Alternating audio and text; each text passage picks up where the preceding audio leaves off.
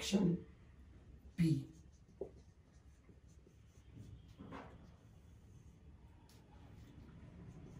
At -50 degrees Celsius, liquid ammonia has ionic product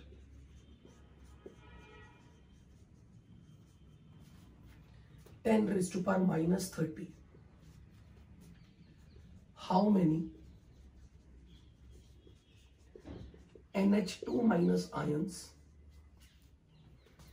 are present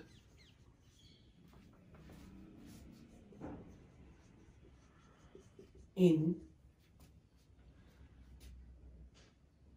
1 millimeter cube of ammonia solution,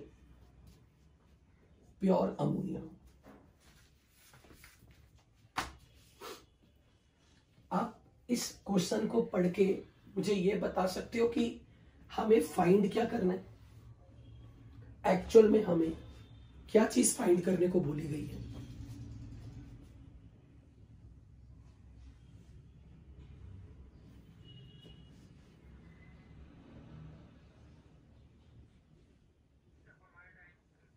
very good, amide ion की concentration.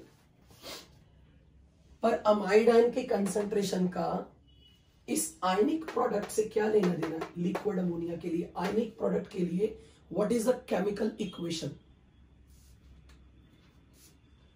ठीक है, ammonia को dissociate करेंगे in ammonia like autoprotolysis, क्योंकि ionic product is ऑटोप्रोटोलिसिस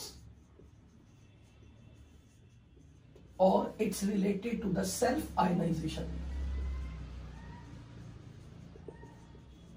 So we will treat like one molecule is behaving like acid, another molecule is behaving like base. So it will lose H plus, it will gain H plus. Then what will be this equation? It will produce, very good, NH4 plus and NH2 minus. और अगर मैं यहाँ ionic product की बात करूं तो that is K of ammonia, which will be concentration, the product of the concentration of its ions, and this value is given to you 10⁻⁻30. अगर मैं इसकी कंसंट्रेशन की बात करूं, लेट्स से अगर इसकी कंसंट्रेशन C है तो एट इक्विलिब्रियम C में से अगर X डिसोसिएट कर गया, इक्विलिब्रियम आने तक X amount has been dissociated, तो इनकी कंसंट्रेशन X मोलर रहेगी। तो दोनों की कंसंट्रेशन इक्वल है, सो X square is 10⁻⁻30, so X is 10⁻⁻15 moles per litre. But ये जो आपके पास X का वैल्यू आया, this is concentration of ammonium ion or concentration of NH2 minus ion in the pure liquid ammonia. जब यहां पे liquid लिखा है मतलब we are talking of a solvent. It's a pure liquid. It's not a solution. Nothing is dissolved in it. So हमें NH2 minus की molarity मिल गई। But आपको क्या पूछा है? How many ions are present in 1 millimeter cube? ये जो moles आए हैं, ये कितने वॉल्यूम में आया? 1 लीटर में। 1 लीटर का मिलीमीटर क्यूब में कन्वर्जन कर सकते किसी तरह? कैसे? 1 litre is how much what? I am asking 1 litre is equal to, okay, can I call it as 1 decimetre cube? And 1 decimetre is 10⁻⁻1 metre. So this is 10⁻³ meter cube. इसका मतलब 10⁻15 moles are present in 1 liter solution, 1 liter ammonia, sorry. So 10⁻15 moles are present in this much meter cube. But you are supposed to calculate the ions concentration in 1 millimeter cube. क्या करें?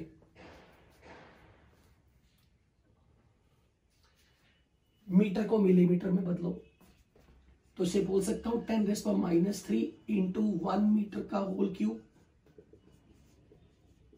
1 meter is 1000 millimeter cube. So this is 10 raised plus 6 millimeter cube is 1 liter. तो इसका मतलब इतने moles NH2 minus के कितने volume में है? 1 लीटर में, और 1 लीटर 10 रेज़ पर 6 मीटर क्यूब है. सो 10 रेज़ पर 6 metre cube solution has 10 raised per minus 15 moles. So in 1 millimeter cube solution there will be 10 raised per minus 15 by 10 raised per 6 moles. लेकिन हमें नंबर ऑफ आयंस बताए multiply by Avogadro number. So this will be 6.023 into 10 raised to power 2 moles per millimeter cube. Sorry, ions per millimeter cube. Right? Any doubt?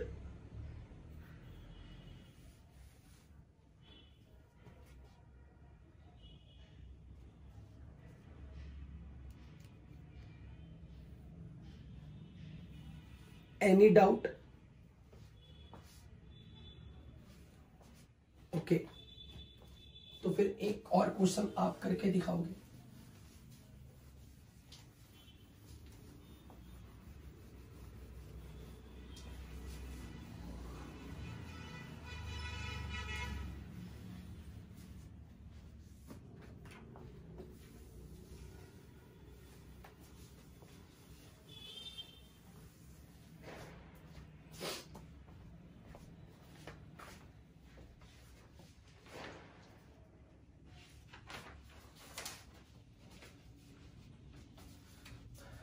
Exercise 1 part 2 B4. In pure formic acid, जब भी मैं कभी किसी substance के लिए लिखूंगा pure मतलब वो सॉल्वेंट है मेरे लिए. In a pure formic acid liquid concentration of formate ion is 10 raised per minus 3 molar at 25 degrees Celsius. What is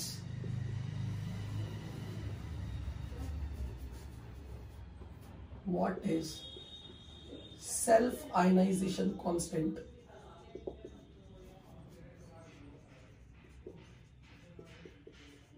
for formic acid? करो try. It's very simple question.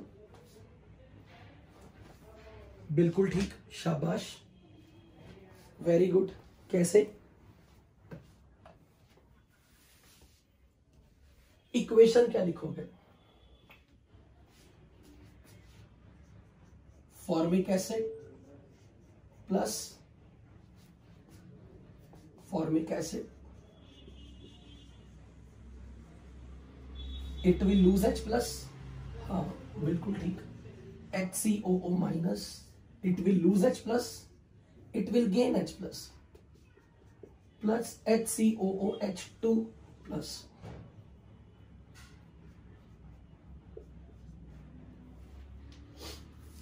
I am writing L मतलब pure liquid. Nothing is added in this liquid. So self ionisation constant K for the formic acid will be concentration of formate ion into concentration of HCOOH2 plus.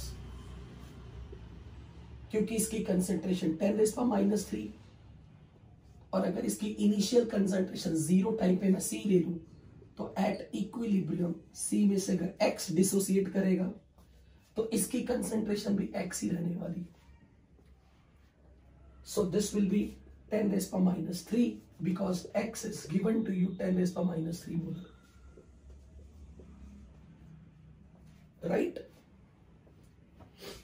But आपको ये पता है कि K के units नहीं होते तो मैं डिवाइड बाय 1 मोलर भी कर रहा हूं. बिकॉज हम एक्टिविटी पुट कर रहे हैं.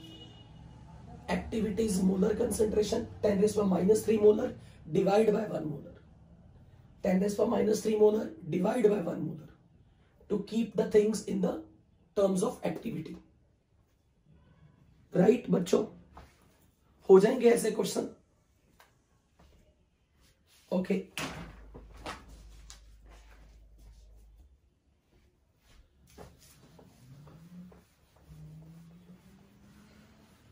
तब तो हम यहाँ पे एक्वस लिखते हैं, तब हमें कंसेंट्रेशन यहां पर तो रेडीमेड दी हुई थी. इस क्वेश्चन में तो कोई फर्क नहीं पड़ता.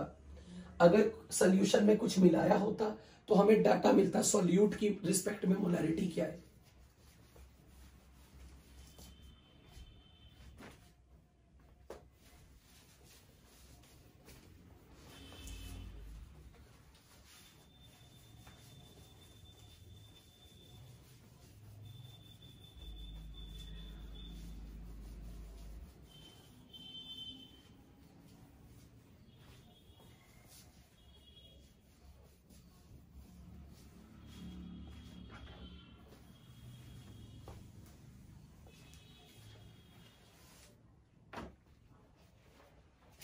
H3PO2 के पास, H3PO3 के पास 2. H3PO3 is diprotic acid, H3PO2 is monoprotic acid.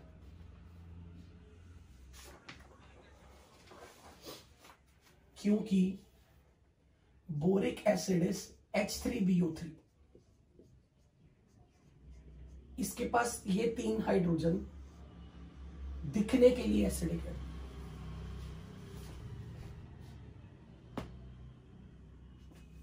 But जब आप इसे वाटर में डिसॉल्व करते हो तो वाटर के अंदर तो H पॉजिटिव और OH माइनस है. बोरॉन का ऑक्टेट इनकम्प्लीट है. बोरॉन के यहां 3 बॉन्ड है, यानी कि बोरॉन 6 इलेक्ट्रॉन लेके बैठे. तो इसका OH माइनस इसका ऑक्टेट कंप्लीट करने के लिए इसे लोन पेयर डोनेट करेगा, कोऑर्डिनेट बॉन्ड बनाएगा like this. This is OH minus, this is boric acid, ये इसके साथ कोऑर्डिनेट बॉन्ड बनाएगा. So it is behaving like electron pair acceptor. It's a Lewis acid. हमने क्या लुईस एसिड लुईस बेस पढ़े थे क्या? So it will gain the lone pair from this, so it will behave like Lewis base. तो जैसे ये water में से OH माइनस के साथ यहां बॉन्ड बनाएगा, ये बनेगा बोरॉन के साथ 4 OH. क्योंकि बोरॉन इलेक्ट्रॉन गेन कर रहा है तो बोरॉन पे नेगेटिव चार्ज और साथ में H प्लस. और ये H प्लस किसका है? वाटर का, इसका खुद का नहीं. अब दिखने में तो ये लग रहा है कि boric acid when dissolved in water produces H plus, पर ये H प्लस उसका खुद का नहीं है. तो इट्स नॉट आर्हेनियस एसिड, क्योंकि ये H प्लस वाटर से आया हुआ. बट आप ये जरूर कह सकते हो it is behaving like acid, वो भी मोनोप्रोटिक. इसका N फैक्टर 1 होगा क्योंकि ये एक H प्लस लूज कर रहा है. सो H3BO3 is Lewis acid. It's monoprotic as it gain one electron pair from water. Is this point clear? जिसने भी पूछा था ये सवाल. ओके तो H3BO3 का N factor is 1.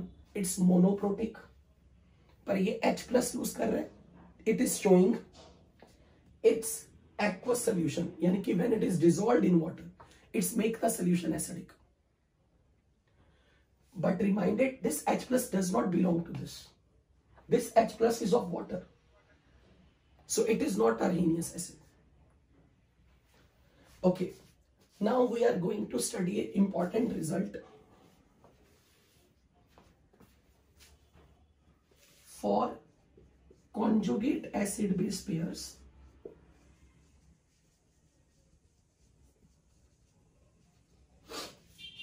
Ka of Bronsted acid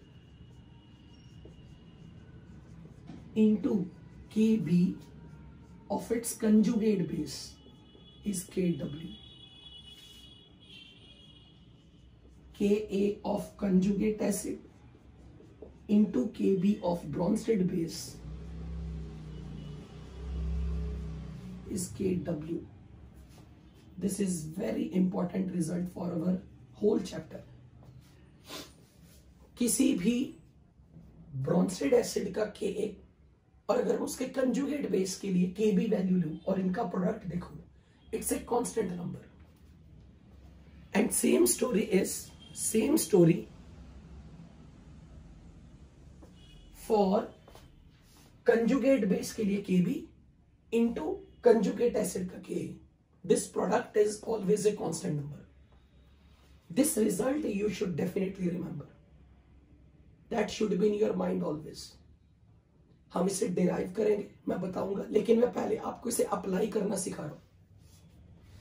अगर मैंने ये कहा कि water is Bronsted acid, can you tell me its conjugate base?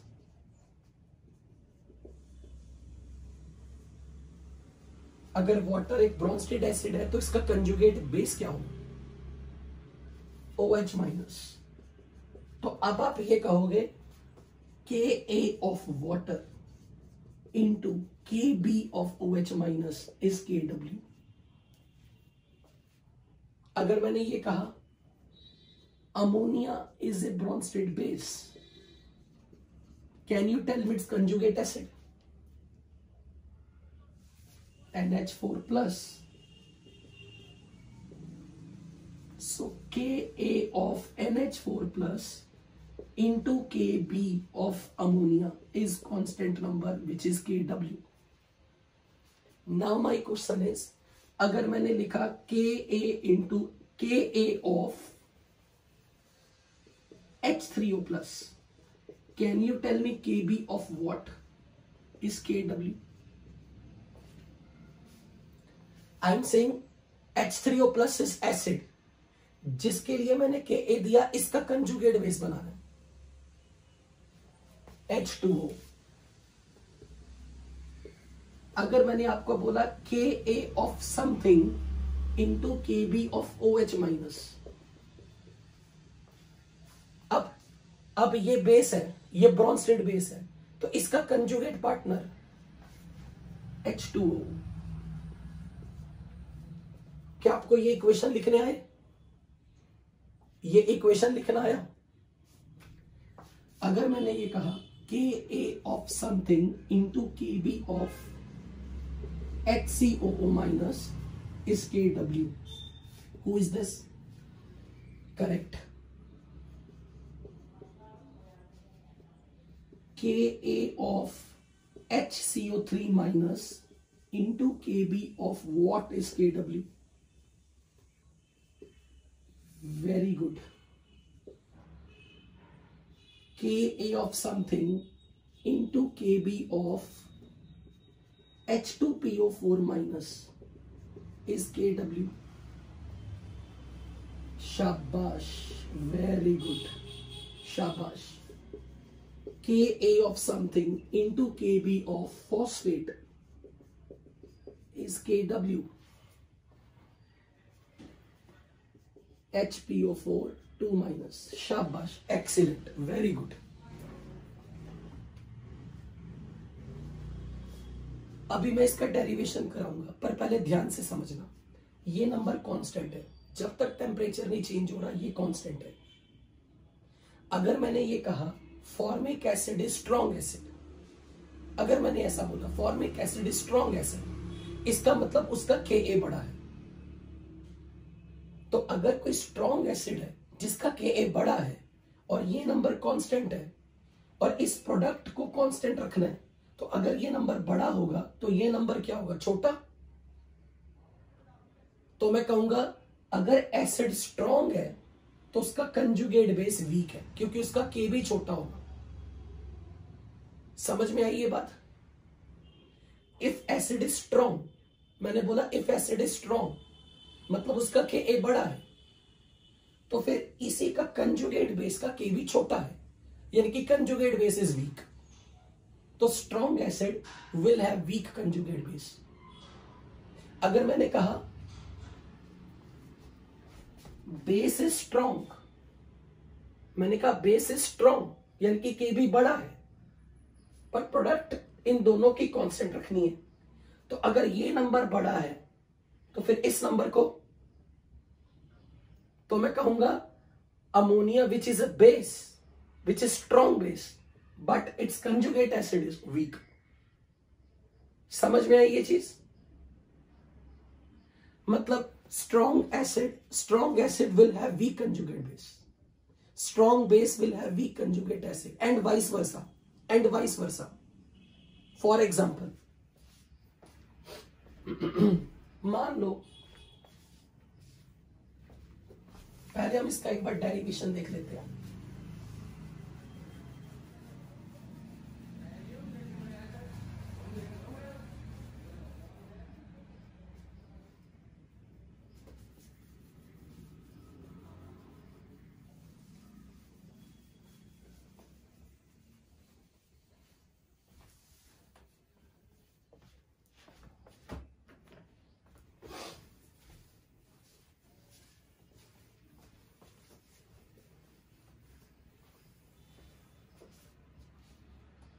Suppose I am writing Ka of acetic acid into Kb of what is Kw.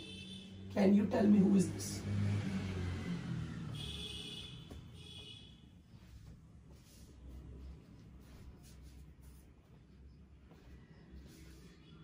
मुझे नाम बताओ उसका।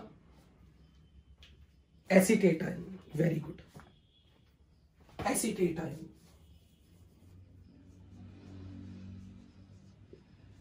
अब मैं यहां पर इसके Ka का इक्वेशन लिखना चाह रहा हूं, तो मैं इक्वेशन कैसे लिखूंगा? Acetic acid, I have to represent it like acid. Acid when dissolved in water as a solvent, तो एसिटिक एसिड विल लूज और gain H plus if it is acid.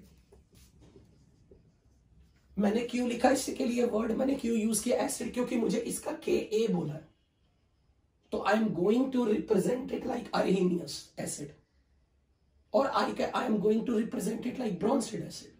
तो it will do what to water, then what it will form? CH3COO। अगर ये अपना H plus lose करेगा तो क्या बन जाएगा? CH3COO minus plus H3O plus. बिल्कुल। और आपने ये पढ़ा था Ka का एक्सप्रेशन कैसे लिखते हैं एसिटिक एसिड के लिए? Concentration of acetate ion into concentration of H3O plus divide by what, बताओ क्या करूं? Concentration of this raise to power coefficient, concentration of this raise to power coefficient at equilibrium, divide by क्या करूं? Concentration of acetic acid at equilibrium. क्या मुझे water की भी concentration लिखनी है? नो, क्योंकि वाटर की कंसंट्रेशन हम ऑलरेडी यहां पर मर्ज करके Ka लिख रहे हैं, राइट? ऐसे किया था हमने। ये होगी इक्वेशन नंबर 1। अब अगर मैंने कहा कि एसीटेट को बेस की तरह रिप्रेजेंट करो, एसीटेट को बेस की तरह रिप्रेजेंट करो, तो इक्वेशन क्या लिखोगे? CH3COO minus when dissolved in water, बता सकते हो क्या लिखो? It will do what? If you are representing, it is being represented as a base. क्या इक्वेशन? तो उसके लिए Kb की इक्वेशन लिखो अपनी कॉपी में।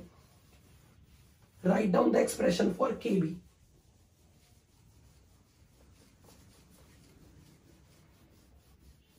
आर्यन कुछ पूछने वाले थे शायद बेटा। अच्छा, कोई स्टूडेंट था शायद कुछ पूछने वाला था।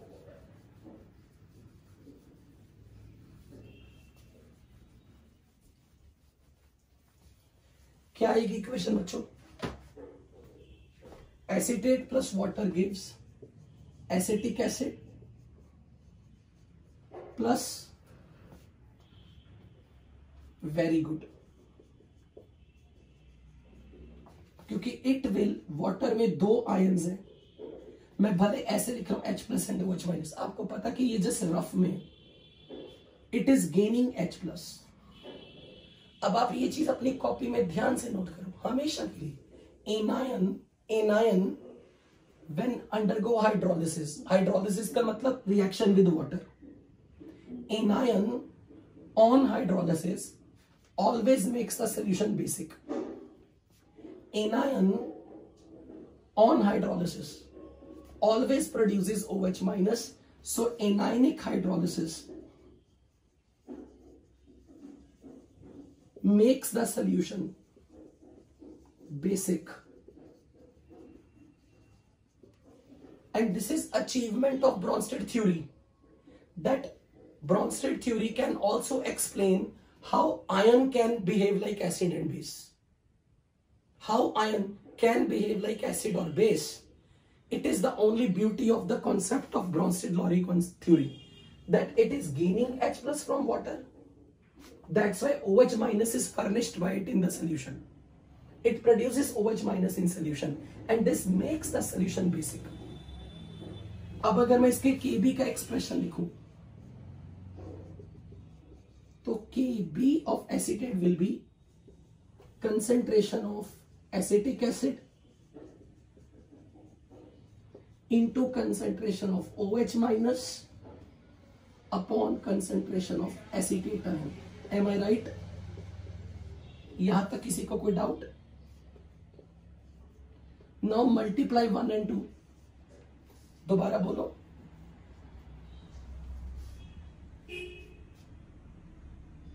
सॉल्यूशन बेसिक हो गया ना?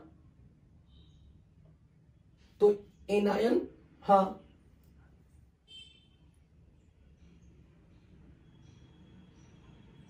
करेक्ट। जब आपने बोल ही दिया कि वो कंजुगेट बेस है, मतलब उसकी नेचर बेसिक है, और बेस जब उसे पानी में मिलाया, यानी कि इसे पानी में मिलाया, तो ये OH माइनस का सोर्स बन गया ना, है ना? पानी में मिलाने के बाद, मतलब once you dissolve it in water, it produces OH minus in the solution. That's why its aqueous solution is basic. Clear? Now multiply both. If you multiply both Ka of acetic acid into Kb of acetate ion, क्या equation बनेगी? अगर आप इन दोनों को multiply करो, क्या आपके पास ऐसा कुछ आएगा?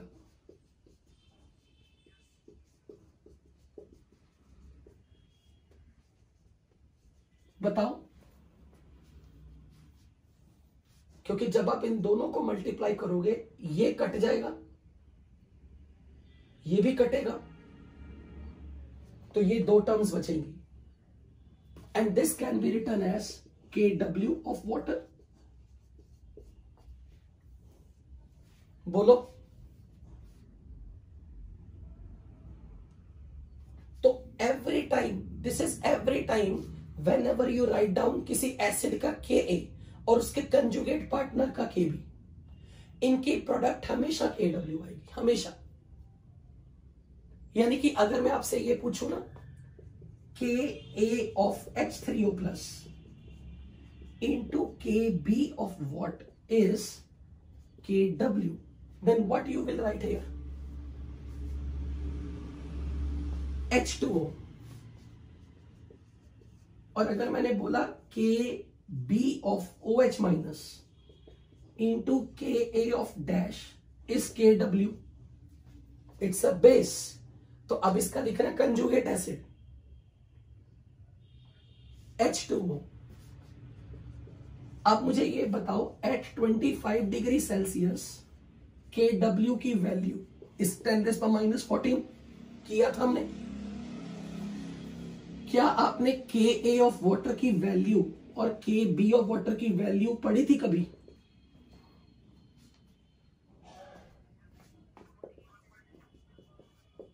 सिक्सटीन, यही थी ना। तो क्या अगर आप ये नंबर जानते हो, तो क्या आप H3O प्लस का KA और OH माइनस का KB वैल्यू निकाल के बता सकते हो कितनी आएगी? If you put this value over here, then from here you can tell me what is KA value of H3O plus and what is KB value of OH minus.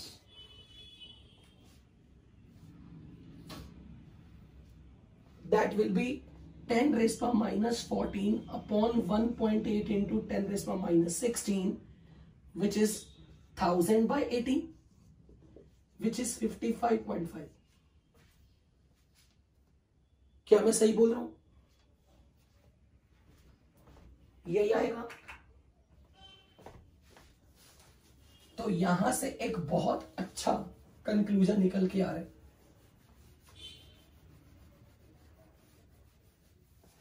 From here you can find a very very important conclusion.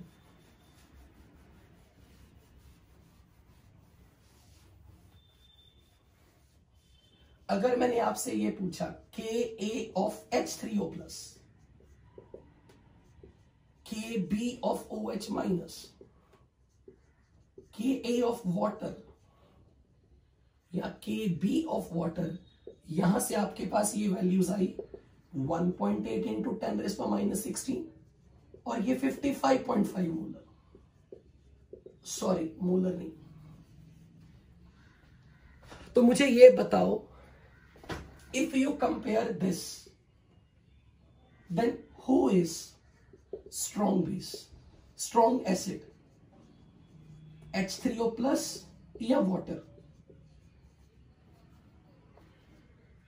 H3O plus is stronger acid than water. Who is strong base?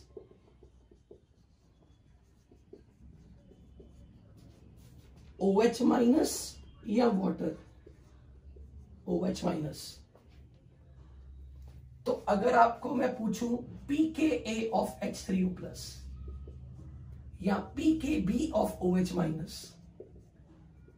कैसे लिखोगे? Minus log of Ka of H3O plus minus log of Kb of OH minus, यही definition है pKb की, right? And if I put the values तो ये बनेगा minus log 1000/18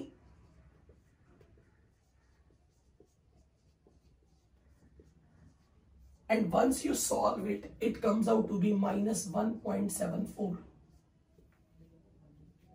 मैं ये बताना चाहता हूं कि pKa की वैल्यू pKb की वैल्यू नेगेटिव हो सकती है, pKa या pKb की वैल्यू नेगेटिव हो सकती है, और आपको ये वैल्यू याद होनी चाहिए, डाटा याद होना चाहिए। pK of H3O plus is -1.74, pKb of OH minus is -1.74. This data should be in your memory. अगर आपसे कोई ये पूछ ले what is pKa of water, what is pKb of water,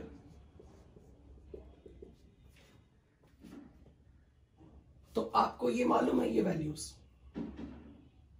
आप बोलोगे minus log of 1.8 into 10⁻⁻16 minus log of 1.8 into 10⁻⁻16, which you can write as 16 minus log 1.8. and log 1.8 की value आप निकाल सकते हो क्या किसी तरीके से mathematically? log 1.8 which is log 18/10, which is log 9/5, which is log 9 minus log 5, and log 9 can be written as log 3 square, so it's 2 log 3 minus log 5. log 3 is 0.47, log 5 is 0.7. tell me its value. मैं चाहता हूं कि ये calculation आप अपने mind में करो तुरंत, आपको लॉग नहीं देखना। इस चैप्टर में लॉग की वैल्यूज आपको एग्जाम में मिलेंगी, बट आई वांट कि आप उस पर डिपेंडेंट रहो, आपके माइंड में चलेंगे वैल्यूज। तो मैं आपको यहां पे बता दूं, log 2, log 3, log 5, log 7, log 11, log 13 और log 17 की वैल्यू मेरी क्लास के स्टूडेंट को हमेशा याद होनी चाहिए। ये आपको हमेशा याद होनी चाहिए। log 2 is 0.3, log 3.47, log 5 0.7, log 7 0.84, log 11 1.01, log 13 1.11 and log 17 1.23। ये वैल्यूज आपके टिप्स पे याद होनी चाहिए, टिप्स पे।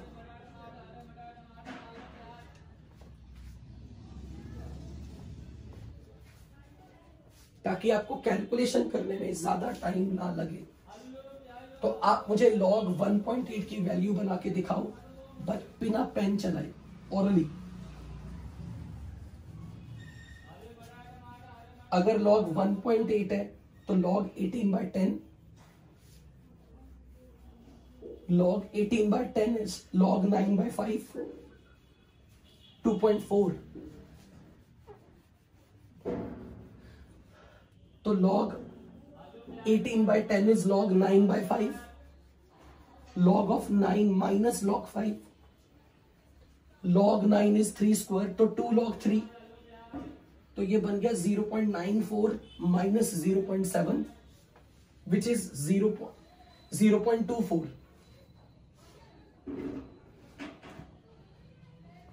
log 9 is 2 log 3, तो 0.94 minus 0.7 which is log 5, 0.24 आएगा। Am I right? So 16 minus 0.24 will be 15.76। अब आप मुझे ये बताओ, हमने पिछली क्लास में कुछ कंक्लूजन पढ़े थे। जितना pKa बड़ा होगा एसिड वीक कहलाएगा या strong? Larger the pKa, more the pKa, weaker the acid. तो मुझे बताओ H3O प्लस का pKa देखो और वाटर का pKa देखो, who is strong acid? H3O plus is very very strong acid, very strong, जिसका नेगेटिव में चला गया pK। अगर मैं बेस की बात करूं, OH माइनस का pKb चेक करो, माइनस pKb इज माइनस 1.74 और वाटर का pKb 15.76। जितना pKb छोटा होगा बेस स्ट्रॉन्ग होगा या weak? For a strong base pKb value should be less. So if someone asks you that H3O plus and OH minus, they are strong acid or strong base? They are strong acid or strong base? H3O plus and OH minus. Why? Because their pK and pKb are very low, even they are negative। इसलिए बच्चों जब आप ये कहते हो ना, HCl is a strong acid, H2SO4 is a strong acid, HNO3 is a strong acid, जब हम ये वर्ड बोल रहे हैं तो इसका मतलब जब आप इसे पानी में डाल रहे हो, when you dissolve in water, I am mentioning it as a solvent water liquid, तो आप यहां रिवर्सिबिलिटी नहीं लगाते, आप यहां लिखते हो Cl minus plus H3O plus. अब एक बात बताओ, आपको याद है मैंने पिछली क्लास में ये पढ़ाया था, रिएक्शन हमेशा उस डायरेक्शन में जाएगी from dash acid toward dash acid. अच्छा, इन दोनों में मुझे ये बताओ, हु इज एसिड? ओके, ये तो एसिड नहीं है ना, इसने क्या रोल प्ले किया? वाटर ने क्या किया? H प्लस गेन किया ना, तो water is playing the role of Bronsted base, Bronsted base. HCl is losing H plus, so it is playing the role of Bronsted acid. Now look in the reverse direction, reverse, check, Cl minus से HCl बना, तो backward direction में Cl minus is playing the role of Bronsted base because it is gaining H plus. H3O plus is being converted into water. So H3O plus is playing the role of, okay, backward direction में this is acid, forward direction में this is acid, and there is a sign of irreversibility. इसका मतलब क्या हुआ? इन दोनों में who is strong acid? Very good. HCl is even stronger acid than H3O plus. इसका मतलब HCl का pKa H3O plus की pKa से very good. और अगर इसका pKa आपको -1.74 है तो इसका pKa तो और ज्यादा नेगेटिव होगा. इसलिए जब आप किसी एसिड के ऊपर एडजेक्टिव लगाते हो ना, स्ट्रॉन्ग एसिड, तो इसका ये मतलब है कि इसकी एसिडिक स्ट्रेंथ जिस सॉल्वेंट में से घोला गया है उस सॉल्वेंट के कंजुगेट एसिड के कंपैरिजन में ये स्ट्रॉन्ग एसिड है. किसी भी एसिड के ऊपर अगर आपको टैग लगाना कि वो स्ट्रॉन्ग एसिड है तो इसका ये मतलब है इसका एसिडिक स्ट्रेंथ, इसका Ka सॉल्वेंट के कंजुगेट एसिड के Ka के कंपैरिजन में ज्यादा Ka हो. इसका pKa सॉल्वेंट के कंजुगेट एसिड के pKa के कंपैरिजन में कम pKa हो. समझ में आई ये चीज? यस और नो? कंपैरेटिवली कंपेयर होता है. अगर इसका Ka ज्यादा हुआ इसके Ka से तो रिएक्शन रिवर्स हो जाएगी, फिर इसके ऊपर टैग लग जाएगा कि ये वीक है. समझ में आई ये चीज? एंड क्योंकि experimentally it has been found that HCl, H2SO4, HNO3, strong acids, HClO4, HBr, HI, when you dissolve them in water, their Ka value is higher than Ka of H3O plus. Their pKa value are lower than pKa value of H3O plus. समझ में आई ये चीज? इसी तरीके से कोई base के लिए अगर मैंने यहां लिखा NaOH which is a strong base, when you dissolve in water तो ये बनाएगा Na plus and H3O2 minus, और H3O2 minus is written like OH minus aqueous. H3O2 minus मैंने क्यों लिखा? क्योंकि इसने OH माइनस लूज किया तो इसने गेन किया, तो H3O2 माइनस. अब H3O2 माइनस को मैंने OH माइनस एक्वस क्यों लिखा? क्योंकि OH माइनस में जब हाइड्रोजन बॉन्डिंग करके वाटर से बॉन्ड बनाएगा तो OH minus aqueous is written like H3O2 minus. तो इसलिए H3O2 माइनस लिखा हो, बाय डिफॉल्ट वो OH माइनस है. अगर मैंने ये कहा कि ये स्ट्रॉन्ग बेस है तो पहले तो ये डिसाइड करो इन दोनों में से इसने क्या रोल प्ले किया. इसने OH माइनस गेन किया या OH माइनस लूज किया? वाटर ने. तो ये बन गया मेरे लिए एसिड. इसने OH माइनस लूज किया, ये बन गया मेरे लिए बेस. अब बैकवर्ड डायरेक्शन में बताओ, Na प्लस से NaOH बनना है तो इसे क्या करना पड़ेगा? OH माइनस अगर बैकवर्ड डायरेक्शन में गेन करना पड़ेगा तो ये मेरे लिए रोल प्ले करेगा एसिड का, और ये मेरे लिए रोल प्ले करेगा बेस का बैकवर्ड डायरेक्शन में. अगर मैंने ये कहा कि ये स्ट्रॉन्ग बेस है, इसका मतलब क्या हुआ कि इसका Kb वैल्यू इनमें से किससे ज्यादा है? इसका Kb वैल्यू H3O2 माइनस के किससे ज्यादा है? Very good. So if NaOH is said to be strong base, this implies Kb value for NaOH is more than Kb value of OH minus. यानी कि सॉल्वेंट के कंजुगेट पार्टनर से, solvent के conjugate base के comparison में इसका basic strength ज्यादा होना चाहिए। समझ में आई ये चीज? फिक्स रहेगा वाटर। मान लो मैंने ऐसे लिखा अमोनिया प्लस वाटर, अमोनिया के ऊपर lone pair, it's a Lewis base and every Lewis base is a Bronsted base. तो ब्रॉन्स्टेड बेस और Lewis base they are same, तो what it will do with water? It will do dash from water. तो क्या बनेगा?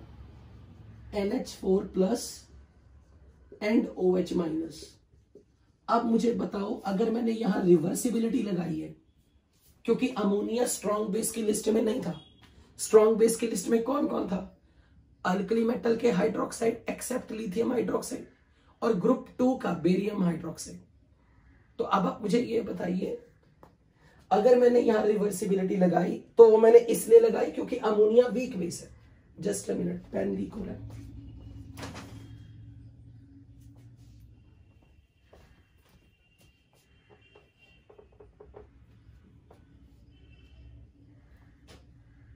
ये please अपने पीछे ये स्टॉप सिंगिंग। तो मुझे यहां से ये बताओ, अगर मैंने यहां रिवर्सिबिलिटी लगाई है, इससे आपको क्या मैसेज मिला कि अमोनिया का क्या है, किससे कंपैरिजन में कम है?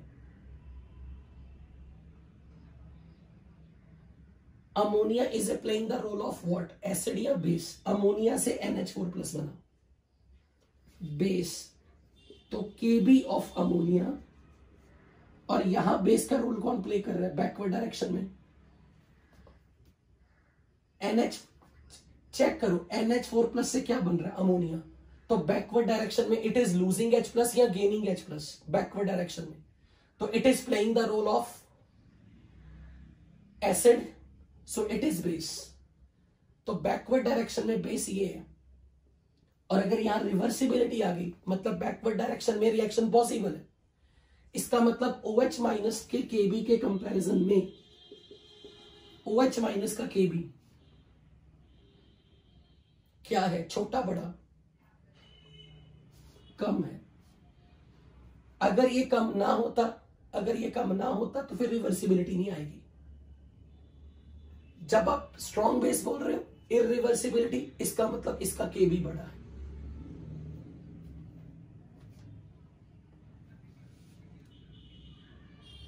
किसी भी डायरेक्शन में जा रही, और अगर यहां पे इक्विलिब्रियम आया, तो इक्विलिब्रियम का मतलब कि आपको सॉल्यूशन में इक्विलिब्रियम आने पे 1 2 3 तीनों चीजें पानी में मिलेंगी। लेकिन इसके केस में आपको ये 0 मिलेगा, आपको सारे का सारा OH माइनस मिलेगा। समझ में आई ये चीज? Is this? अभी चेक कर। अच्छा, इसका मैं आपको एक्सपेरिमेंटल वैल्यू ही बता देता हूं, ये इतना है, और आपने इसके लिए वैल्यू लिखी थी 55.5। यहीं से आपको पता लग जाएगा।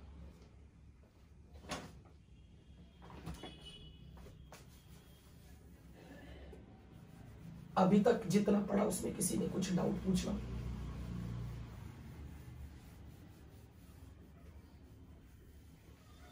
Any doubt?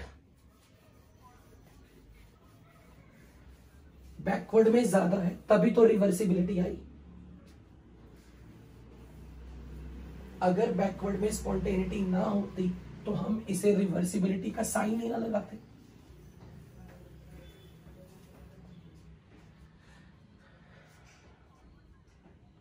इसका ये मतलब नहीं है रिएक्शन फॉरवर्ड में नहीं जाएगी। आप ये कहोगे 0 टाइम पर अगर आपने अमोनिया पानी में मिलाई तो 0 टाइम पर तो ये दोनों 0 0 थे। उस समय रिएक्शन की बैकवर्ड जाने की टेंडेंसी 0 थी क्योंकि ये बने ही नहीं थे। पर जैसे ही अमोनिया में पानी मिलाया और कुछ टाइम बाद जब ये बनने शुरू हो गए तो इन्होंने फॉरवर्ड डायरेक्शन की रिएक्शन को अपोज किया, और जब तक इक्विलिब्रियम आया तब तक सॉल्यूशन में इसकी कंसंट्रेशन सिग्निफिकेंट थी और इसकी कंसंट्रेशन काफी कम है। क्योंकि जब k नंबर छोटा है, इस रिएक्शन का फॉरवर्ड डायरेक्शन में इक्विलिब्रियम कांस्टेंट नंबर छोटा है, मतलब इक्विलिब्रियम में इसकी कंसंट्रेशन बहुत कम होगी, इसकी कंसंट्रेशन बहुत ज्यादा होगी। समझ में आई ये चीज? Any doubt up to here to anyone?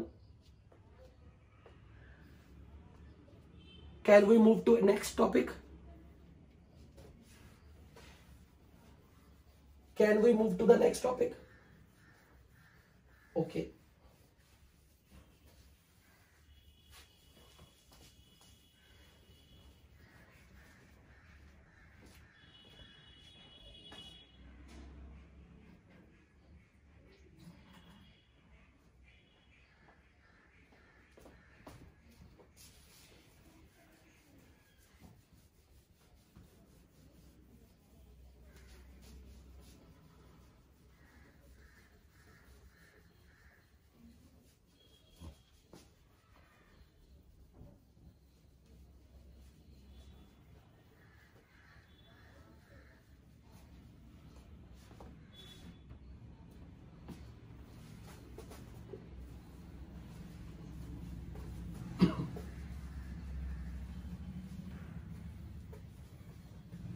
अब हेडिंग बनाओ चैप्टर का जो मेन पार्ट है, pH calculation. How to calculate pH.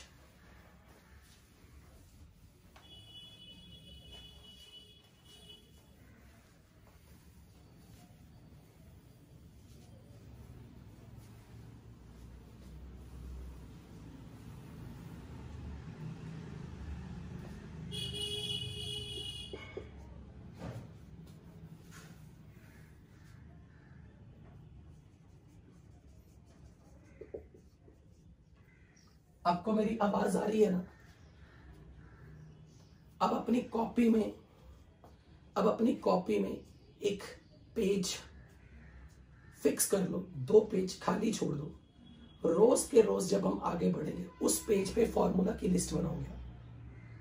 वो फॉर्मूला की लिस्ट जब चैप्टर कंप्लीट होगा वो बहुत बड़ी होगी। वो फॉर्मूले आपने सुबह दोपहर शाम खाना खाने के बाद 2-2 बार रटने हैं, क्योंकि आप जब चैप्टर को आगे बढ़ाओगे ना, आप सारे फॉर्मूलाज मिक्स करके परेशान हो जाओगे इस चैप्टर से। उसका सबसे अच्छा तरीका है इसकी रेगुलर प्रैक्टिस डेली हो, और जो भी आपको वो फॉर्मूला लगाना है उसकी कंडीशन पता हो, कौन सा फॉर्मूला कब लगाना है, क्योंकि पीएच कैलकुलेशन के 8 से 9 फॉर्मूले आने वाले। तो आप इस चीज में घबरा जाओगे, अरे सर इतने फॉर्मूले, पता ही नहीं लगता कौन सा फॉर्मूला कब लगाना है। तो ये सिचुएशन नहीं आनी चाहिए। तो अपने लिए यहाँ पे जब मैं पीएच कैलकुलेशन करवाऊंगा तो आपने कुछ फॉर्मूलाज नोट करने, वो फॉर्मूलाज आपको याद होने चाहिए। क्वेश्चन को देख के आपने समझना है कि ये कौन से केस से बिलोंग करता है, क्योंकि 8 से 9 केसेस बनेंगे। कौन से क्वेश्चन में कौन सा केस लग रहा है उसके हिसाब से फॉर्मूला क्या लगाना है। सो पहले तो मेन फॉर्मूला, जब पीएच कैलकुलेशन करनी है हम फॉर्मूला लगाएंगे -log of activity of H plus. Activity has no units. Activity कैसे डिफाइन होती है? Gamma times concentration of H plus divided by 1 molar, क्योंकि स्टैंडर्ड कंसंट्रेशन से डिवाइड करना है और स्टैंडर्ड स्टेट में कंसंट्रेशन इज 1 मोलर, ताकि ये यूनिट लेस रहे। What is gamma? Gamma is called activity coefficient for ideal solution, जो कि आप क्लास 12th में जाके पढ़ोगे। जैसे आपने आइडियल गैसेस पढ़ा 11th में, 12th में पढ़ोगे आइडियल सोल्यूशन। आपको पढ़ाया जाएगा अगर किसी सोल्यूशन को आइडियल रखना है, that solution must be dilute, it must be a dilute solution.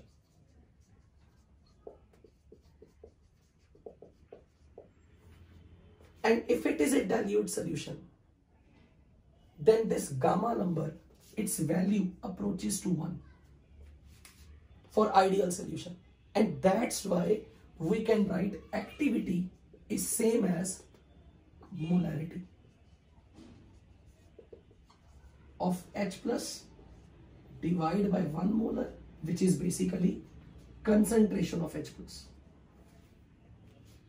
H plus की concentration कहां से काउंट करनी है? Coming from all source.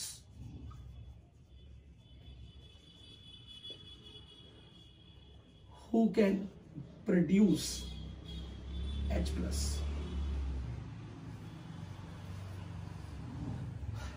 Activity of H plus is now molar concentration of H plus.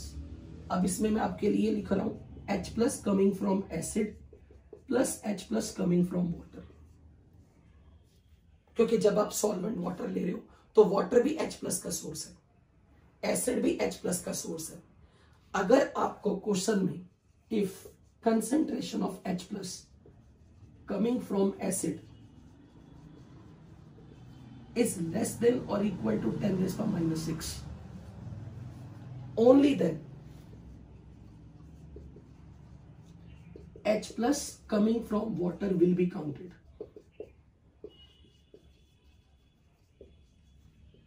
इस point को ध्यान से समझो. वेट, अगर मान लो मैंने आपको कोई सोल्यूशन बोल दिया जिसमें मैंने बोला कि मैंने पानी में एसिड मिलाया, तो एसिड से आने वाले H प्लस की मोलैरिटी, अगर H प्लस जो कि किसी एसिड से आ रहा है, इसकी मोलैरिटी 10 रेज़ टू माइनस 3 है. अगर ये नंबर 10 रेज़ टू माइनस 6 से बड़ा है तो वाटर से आने वाला H प्लस काउंट नहीं करना, इट इज इग्नोरेबल. तब आप ये बोल दोगे ये नंबर इग्नोरेबल है. अगर किसी केस में H plus coming from acid 10 raise to minus 6 से छोटा या बराबर हो गया, तो फिर वाटर से आने वाला H प्लस काउंट करना है, उसको टोटल करके आपने लगाना है फॉर्मूला. यहां मेरे से गलती हो गई, pH की बात हो रही थी, सो pH will be minus log of activity of H plus, which is minus log of molar concentration of total H plus. H plus coming from acid plus H plus coming from water. अगर solution में acid से आने वाले H plus की concentration 10 raise to minus 6 से बड़ी है, फिर तो वाटर से आने वाला H प्लस काउंट नहीं करना. अगर क्वेश्चन में बोल दिया जाए कि सोल्यूशन में H प्लस की कंसेंट्रेशन वाटर में जो कि एसिड से जो आ रही है वो 10 रेज़ टू माइनस 6 से छोटी है या उसके बराबर है, तो फिर वाटर से आने वाले H प्लस को इग्नोर नहीं कर सकते, आप उसे काउंट करोगे. सेम स्टोरी अगर आपको किसी ने बोला POH निकालो, तो minus log of activity of OH minus. How will you find activity of OH minus? Gamma times molarity of OH minus divide by 1 molar concentration of OH minus in the standard state. For ideal solution, we are assuming our solution is ideal. Gamma is 1. So activity of OH minus is molarity of OH minus.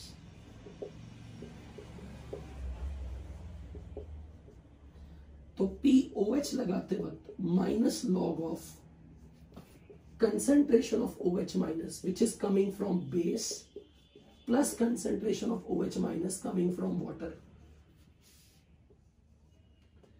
If concentration of OH minus coming from base is greater than 10 raised to minus 6, then ignore concentration of OH minus coming from water.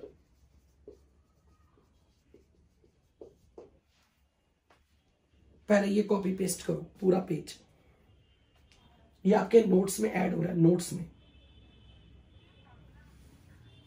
ये formula book में आएगा, पर formula book में बस इतना आएगा. Formula book में बस इतना या इतना.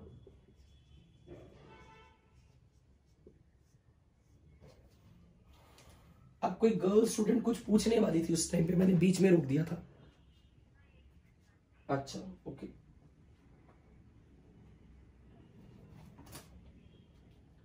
पर ये आपका बेस है इस चैप्टर का.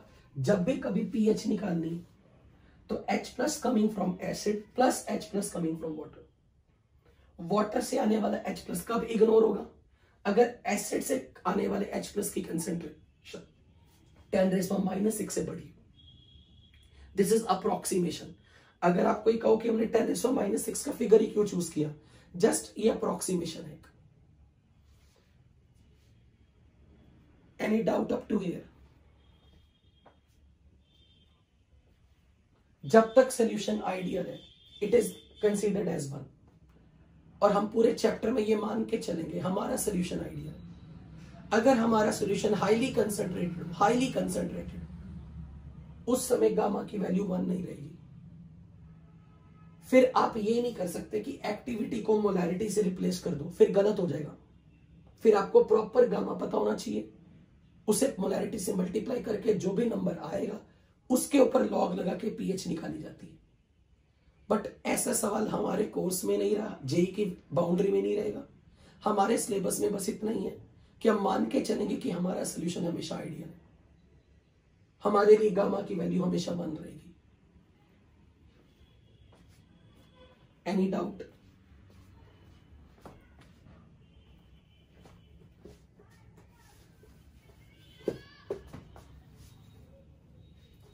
Any doubt?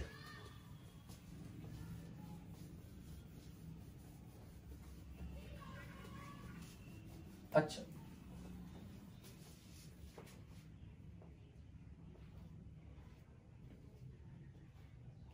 कोई स्टूडेंट कुछ पूछने वाला था शायद अभी जब मैं इरेज कर रहा था।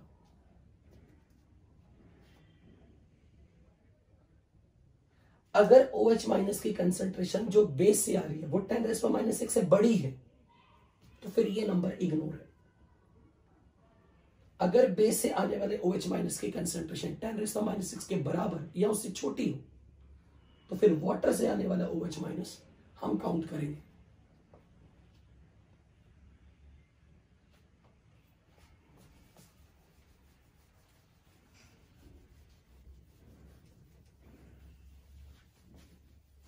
तो अब अपनी पहले फॉर्मूला बुक में, फॉर्मूला शीट में अब लिख लो।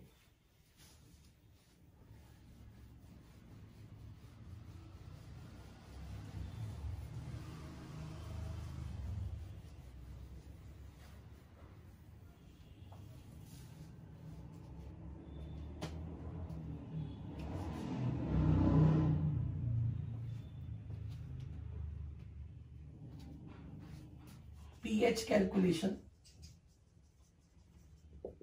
for strong acid. So pH is minus log of H plus concentration from acid plus H plus concentration from water.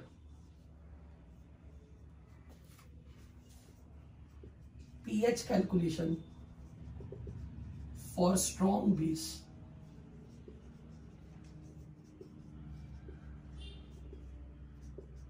pH is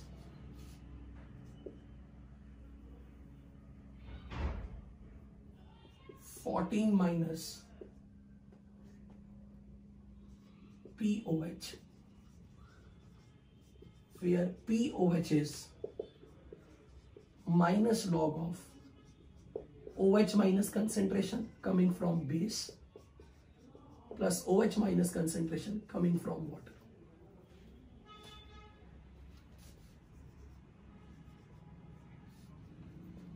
Condition strong acid or strong base. pH calculation for mixture of strong acid and strong base.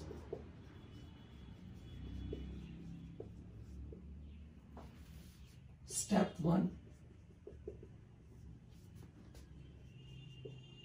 Normality of acid into volume of acid minus normality of base into volume of base upon total volume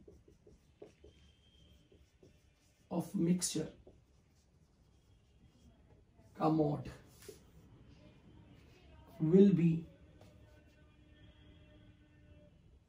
concentration of OH minus or concentration of H plus coming from acid or coming from base. Step 2, मान लो इसे solve करके answer आया alpha, so pH और POH is minus log alpha.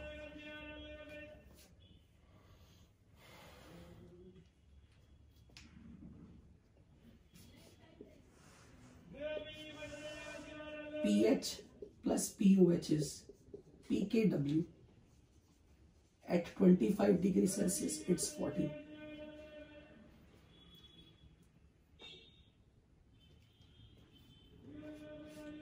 Formula number 1, 2, 3, 4 और ये universal formula पूरे chapter में लगेगा.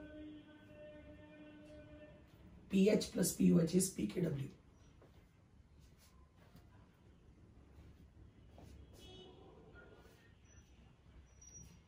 एक मिनट, थर्ड वाला ये कह रहे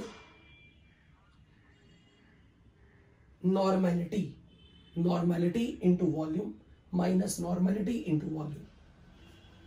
और नॉर्मेलिटी कैसे निकालनी हमने एंथैल्पी ऑफ न्यूट्रलाइजेशन में सीखा था, किसी को याद है? नॉर्मेलिटी का मोलैरिटी के साथ कोई relation? Molarity into dash is normality. नहीं याद? No, molarity into dash is normality. Very good, Lakshya ने बिल्कुल ठीक बताया. नो, लक्ष्य ने बिल्कुल ठीक बताया. N factor.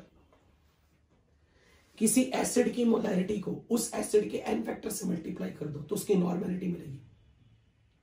किसी बेस के मोलैरिटी को उसके एन फैक्टर से मल्टीप्लाई कर दो तो उसकी नॉर्मेलिटी मिलेगी.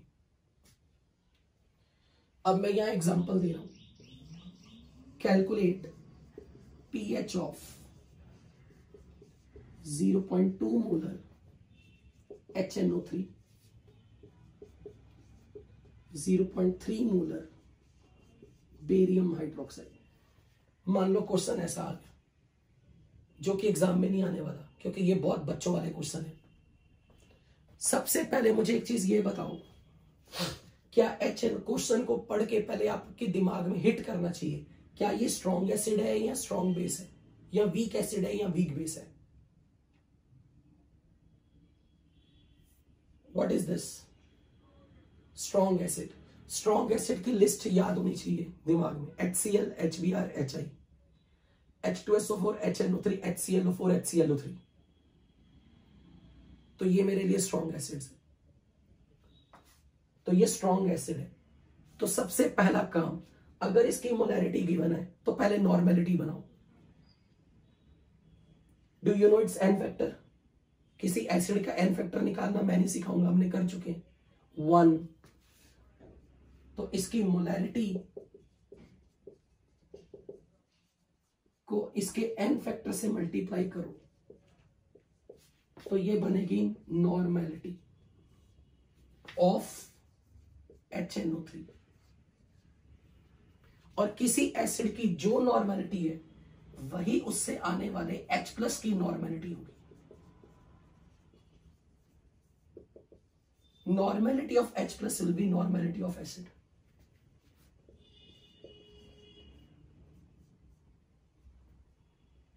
अब पहले ये चेक करो, H प्लस की नॉर्मेलिटी हमें 0.2 मिल गई. क्या आपको H प्लस का एन फैक्टर मालूम है? व्हाट इज किसी आयन का एन फैक्टर? Very good, 1. तो अगर मैं इसकी नॉर्मेलिटी को, H प्लस की नॉर्मेलिटी को इसके एन फैक्टर से डिवाइड कर दूं, what is normality by n factor? Molarity.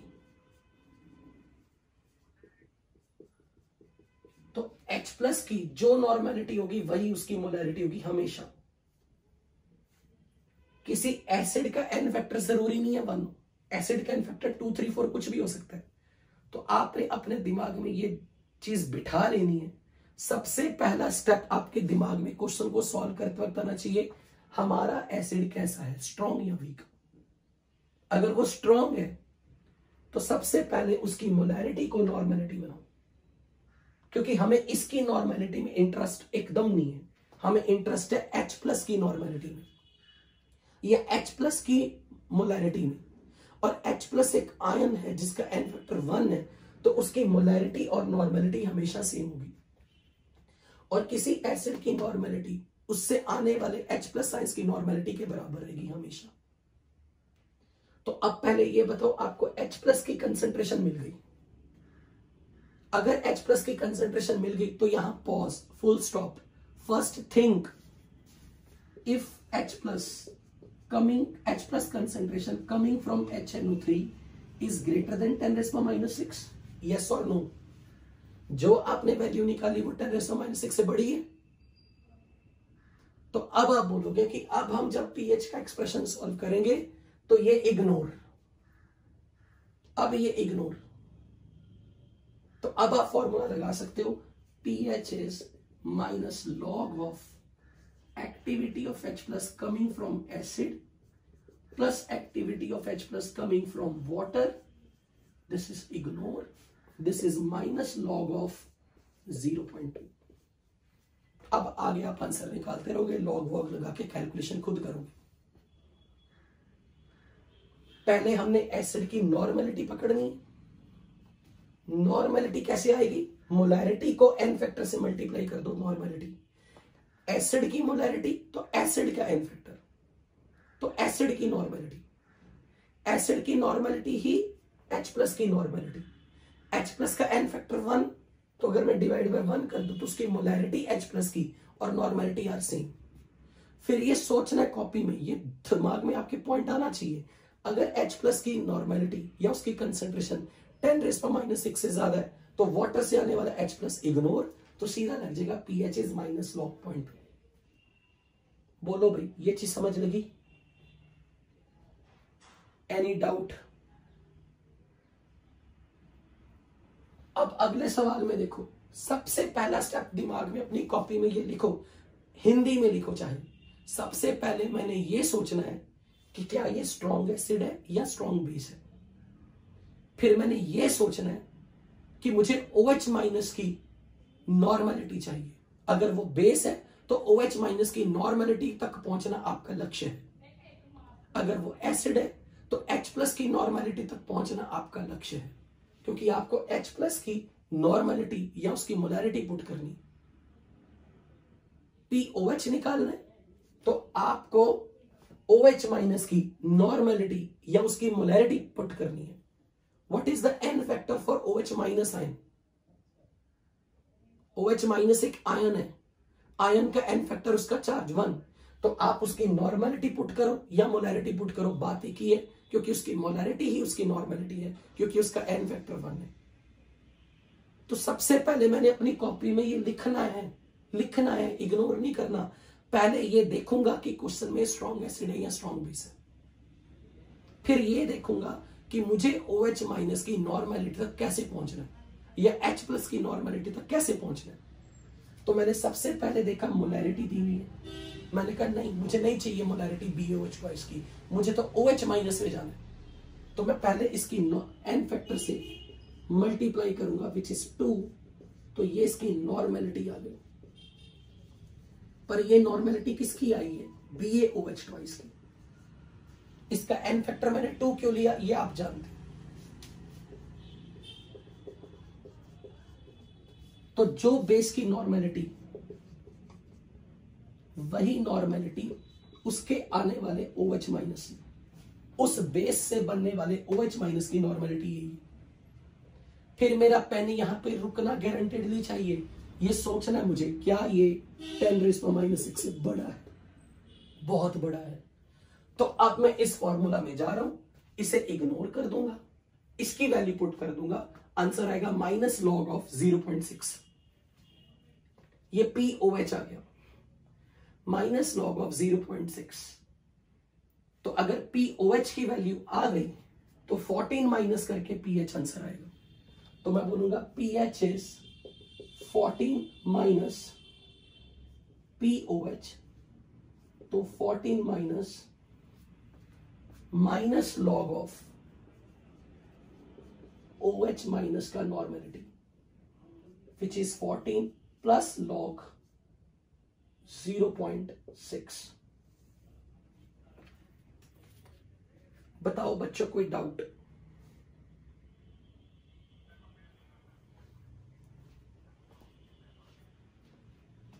कौन सी वाली कैलकुलेशन?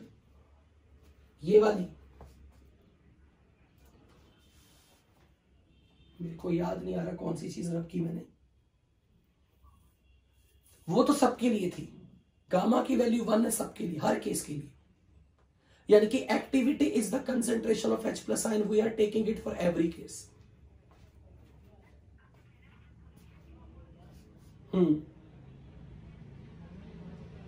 उससे ये पता लग रहा था कि अब उसका डिसोसिएशन 100% है। उससे हमें बस सीधा अब उससे H प्लस की मोलैरिटी नॉर्मेलिटी डायरेक्ट मिल जाएगी। नहीं हुआ तो वो हमारा केस 2 है। आज तो हम सिर्फ वही सीख रहे हैं, स्ट्रॉन्ग एसिड स्ट्रॉन्ग बेस। बिल्कुल। वाटर का OH माइनस इग्नोरेबल। हाँ, देखो अपनी कॉपी में चेक करो अभी क्या भी। अगर OH माइनस की concentration coming from base is more than 10⁻⁻⁶, छोटे नंबर को इग्नोर करते हैं ना, तो जब वाटर से आने वाला OH माइनस बहुत छोटा है एज कंपेयर टू बेस के रिस्पेक्ट में जितना OH माइनस आ रहा है, तभी ये नंबर इग्नोरेबल है। छोटी चीज को इग्नोर करते हैं, बड़े को थोड़ा ना इग्नोर करते हैं।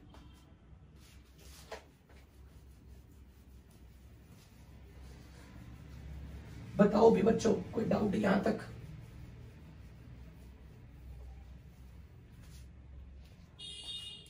हम बेसिकली, मैं ऐसा क्यों करवा रहा हूं, ध्यान से सुनो। जब मैंने आपको बोला 0.3 मोलर बेरियम हाइड्रोक्साइड, तो आपको इससे मतलब नहीं था बेरियम हाइड्रोक्साइड से। आपको यह पता था कि यह स्ट्रॉन्ग बेस है।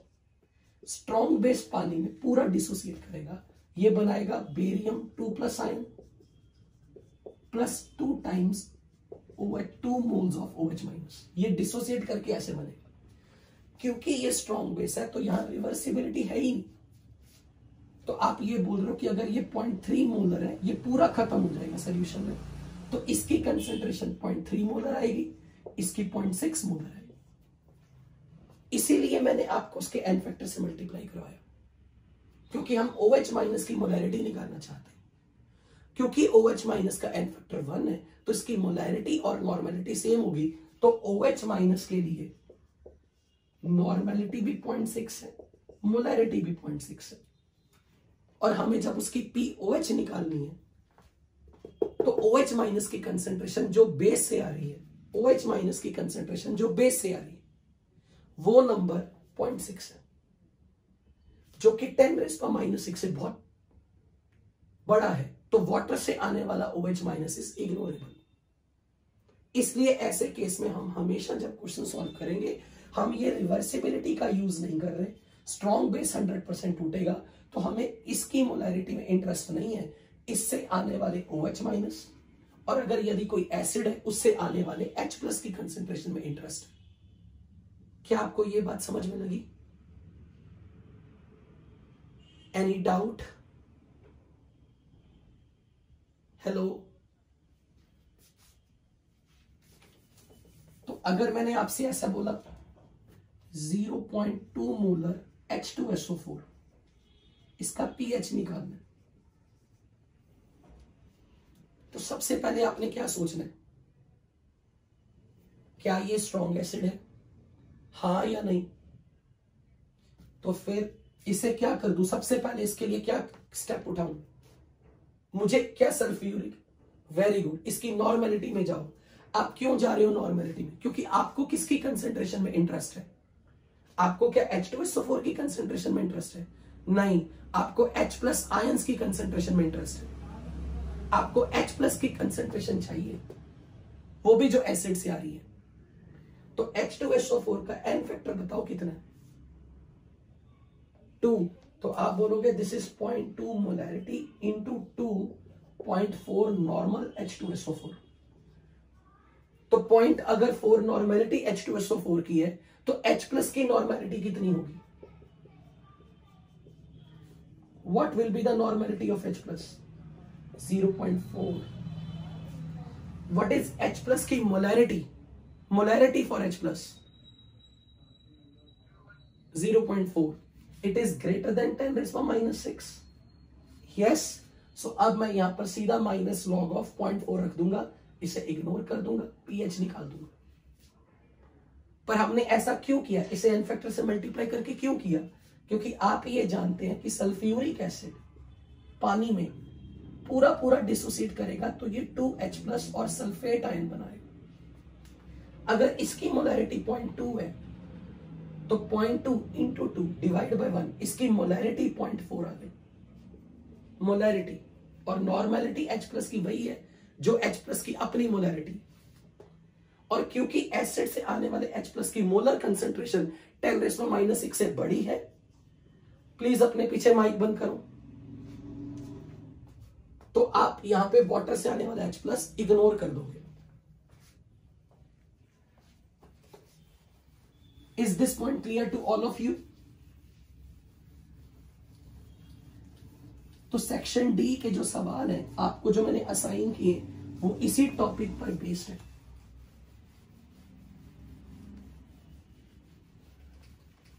यहां तक किसी को कोई doubt?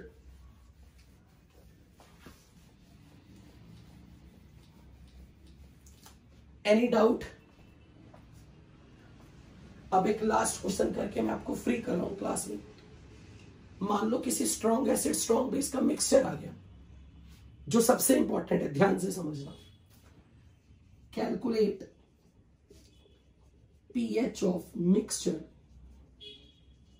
Of 200 ml 0.1 molar sulphuric acid plus 100 ml 0.05 molar NaOH।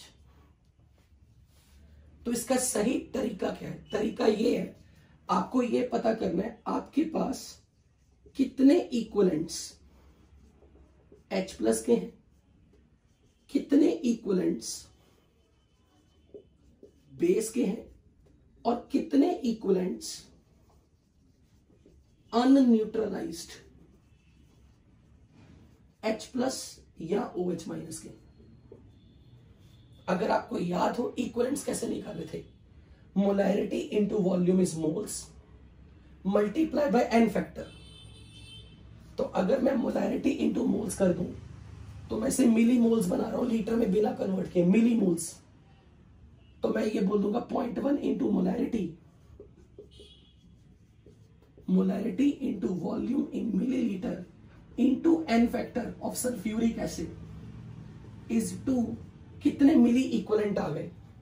0.1 into 200 is 20 into 2 40 milli equivalent of H plus. किसी एसिड के इक्वलेंट्स उतने ही होते हैं जितने उसके H प्लस के इक्वलेंट्स होते थे। किया था ना ऐसा? याद आया? कहीं किया था? किसी एसिड के नंबर ऑफ इक्वलेंट्स उसके H प्लस उससे आने वाले H प्लस के इक्वलेंट्स के बराबर है। इसी तरीके से molarity 0.05 into volume 100 ml into n factor of base which is 1 NaOH के लिए, क्योंकि NaOH का n factor is 1, sulphuric acid का n फैक्टर इज 2। यहां से कितने मिली इक्विवेलेंट आ गए OH माइनस के? 0.05 इंटू 100 इज 5। अब बताओ कितने इक्विवेलेंट कितनों को न्यूट्रलाइज कर देंगे? अगर ये 40 मिली इक्विवेलेंट H प्लस के हैं, 5 मिली इक्विवेलेंट OH माइनस के हैं, कितने कितनों को न्यूट्रलाइज कर देंगे? 5 को। तो कितने मिली इक्विवेलेंट अभी भी सोल्यूशन में किसके अनन्यूट्रलाइज रह गए? H प्लस के या OH माइनस के? अनन्यूट्रलाइज्ड H प्लस के 35 milli equivalent. And if I divide it by total volume, total volume, क्योंकि ये मिली मिली में चल रहा था तो इसलिए टोटल वॉल्यूम मिलीलीटर में लेना है। 200 plus 100 300 millilitre. This is normality of H plus. ध्यान से देखना बच्चों, ध्यान से सुनना, जल्दबाजी में घर जाने की लालच में ना, क्लास ऑफ करने की लालच में मिस ना करना। ध्यान से सुनो, molarity into n factor is normality. तो नॉर्मेलिटी ऑफ एसिड बन गई 0.1 into 2, normality of acid multiply by volume, ये बन गया जो फॉर्मूला लिखा था ना, N acid into V acid, molarity into n factor normality of the acid multiply by volume of acid, यानी कि equivalent of H plus. Molarity into n factor normality of base multiply by volume of base is equivalent of OH minus. फिर आपने subtract किया, क्योंकि 5 को neutralise कर गए, तो जितने इक्वलेंट अनन्यूट्रलाइज रह गए divided by total volume of the mixture 200 plus 100 300 millilitre mixture में नेट H प्लस की कंसेंट्रेशन हमें मिल गई।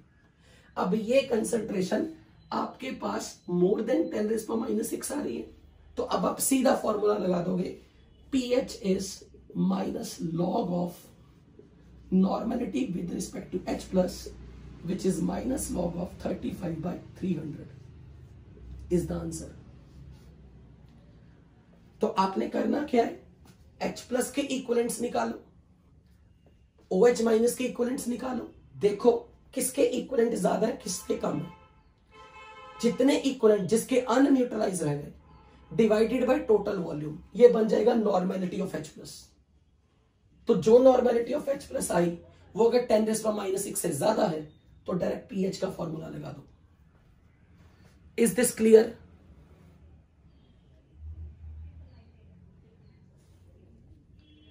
तो अब आप आज के आज रेगुलरली, प्लीज रेगुलरली इस चैप्टर के होमवर्क स्टार्ट कर देना।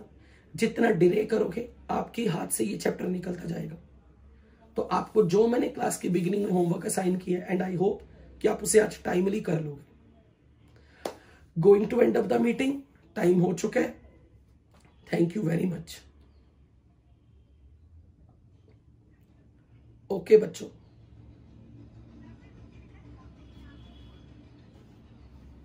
मिली इक्वलेंट, क्योंकि मैंने मिलीलीटर में वॉल्यूम लिखा, लीटर में कन्वर्ट नहीं किया, और क्योंकि मैंने वॉल्यूम मिलीलीटर में रखा तो बाद में डिवाइड बाय टोटल वॉल्यूम वो भी मिलीलीटर में रखा, ताकि मिली कैंसिल हो जाए। Can I end of the meeting now?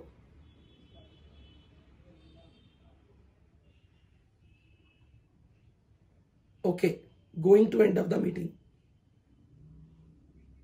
Okay बच्चों,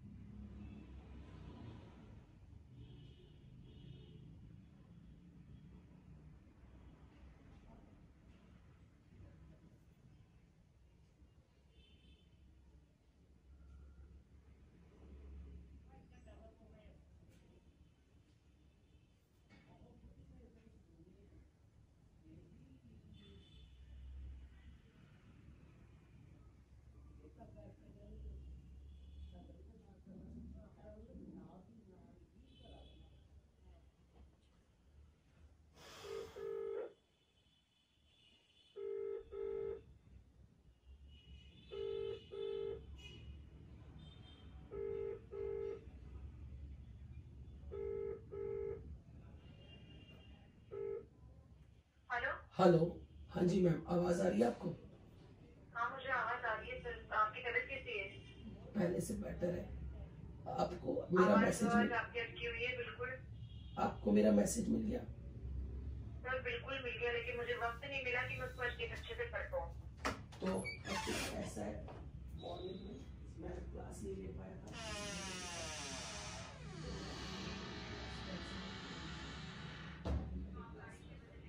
हाँ, लेकिन मुझे ये पता लगा कि कुछ बच्चों की KVPY की क्लास है शायद 6:30 बजे। तो उन बच्चों को आप लेकर तो भले वो रिकॉर्डिंग देखा, लेकिन क्लास कैंसिल नहीं। तो ये करना था बच्चों को बस। वैसे मैंने ग्रुप ने पोस्ट किया अभी तक कि 6:30 बजे क्लास होगी। फिर मुझे कुछ बच्चों का आया कि सर हमारा KVPY टाइप की कोई क्लास है, तो मैंने उन्हें बोला कि उसकी रिकॉर्डिंग नहीं होती ना, तो आप वो क्लास अटेंड करने के लिए कि मेरी को रिकॉर्डिंग मिली जाएगी।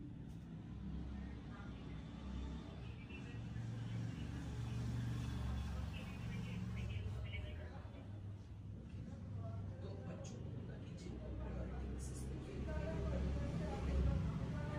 Class and for my class. हाँ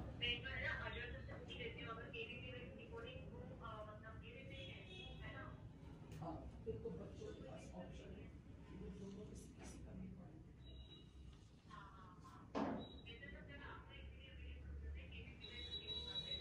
हाँ मुझे मालूम है।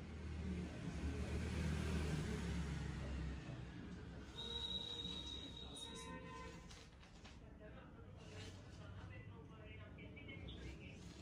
एक बार मैं बोल रहा हूँ ये पिछली बार एक लेक्चर की रिकॉर्डिंग सुना तब आपको पता लगेगा।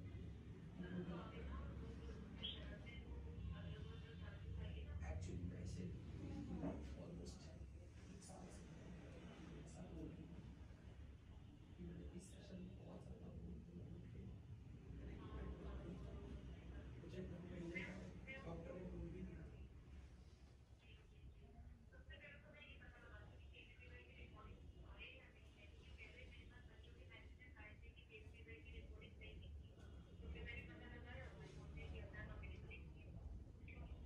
अच्छा ठीक है, कोई नहीं, आप बच्चों को बोल दो कि आप प्रायोरिटी बेसिस पे अपनी KVPY क्लास अटेंड कर लो, जो करना चाहते हैं मेरी क्लास वो ज़रूर करें, रिकॉर्डिंग सबको मिल जाएगी।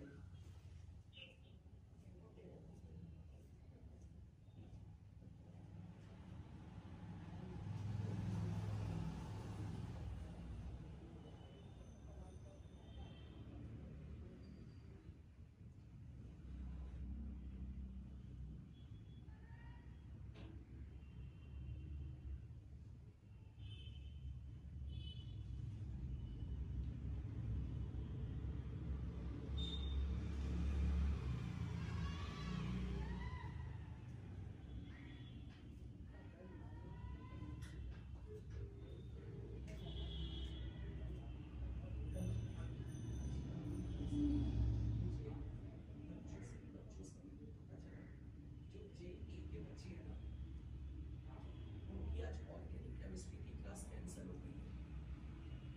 मेरे को जो सुनने में आया बच्चों से, अगर बच्चों का वो स्लॉट खाली है तो अगर मैं लेना चाहूँ क्लास, मुझे कंफर्म नहीं है। एक बच्चे के कहने पे मान लीजिए से कर दिया था कि उनकी क्लास खाली है, जिसको आप कैंसिल।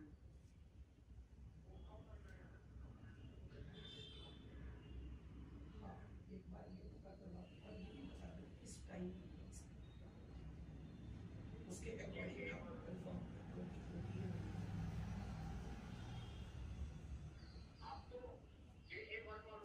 वो तो मैं लूंगा, वो तो मैं लूंगा 6:30 पे, वो तो मैं ले रहा हूँ 6:30, वो तो मैंने पूरा मैम को भी फाइनल किया।